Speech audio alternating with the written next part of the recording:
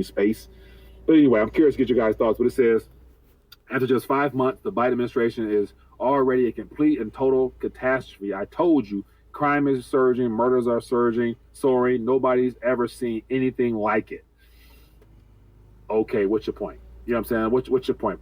So another thing he mentioned is that he said something about, and this was like, wow, this is some different stuff here. He said that he said the Democrats or the evil people, whoever, I forgot how he labeled them. He said that they are the ones that started this whole COVID-19 stuff because of the presidential election. He's like, COVID-19 was done intentionally to disrupt the elections or something like that. I'm thinking like, whoa, okay, so he's speaking rude. He's speaking truth. He finally told the truth. You know what I'm saying? That this whole COVID stuff was because of the presidential election, but he didn't tell the entire truth because he didn't say that they also need the policies and legislation that comes from that to reset the monetary system. So he was right about one, but not all. So yeah, he's a part of the equation. Don't think for 1 second that he's not.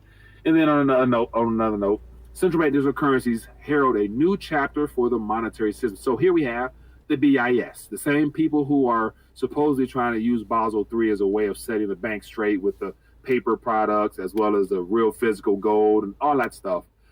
But their agenda is also to make sure that the central bank digital currencies are on schedule and on pace. So he says here, the most promising design for general use is a CBDC built on a digital identity scheme, safeguarding data privacy while offering protection against illicit activity and potentially streamlining cross-border payments. So, a digital identity scheme. So just think about that. Let me just break that down for a quick second. The first thing that comes to my mind when I hear digital identity scheme is that every transaction, everything you do will be associated with your name. And so here's a little tidbit people don't know. El Salvador 2 weeks ago announced Bitcoin's legal tender, and then last week they announced an airdrop for the adults within El Salvador. I think I saw something like 11 million people or something like that. Could be wrong, let me know. But it's going to be airdropped onto the government's wallet, the government's version of the crypto wallet. And in order to activate that wallet, you have to do a KYC AML with your face, so that once you activate it, then you get your $30 dropped onto your digital wallet.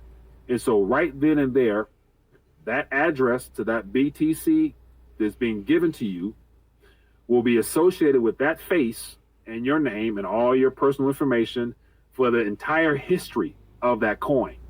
So, and this is where, the open source, publicly visible, transparent, trust the code type stuff can come back to bite us in the rear end. Because El Salvador is a good example of what can possibly happen in other countries if they allow Bitcoin to become something they can use, and especially when they roll out central bank digital currencies. It will be a government provided app. In order to activate the app, you have to put your face up to it.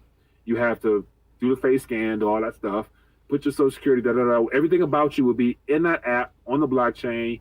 And that particular address thread of 32 characters or 36 characters, that will be your identification number that will be used for monetary purposes at that moment. But then again, in the future, that same 32 digit or 36, whatever, how many numbers it is, will also probably be linked to your medical records, your credit score, your obedience score, same as in China, whether or not you participated, whether or not you're obedient, whether or not you're a dissident or whatever, is going to be lumped into there. It's going to be a programmable identification code that will follow you for the rest of your life. It's going to be the new version of your social security number. Watch what I say. Okay,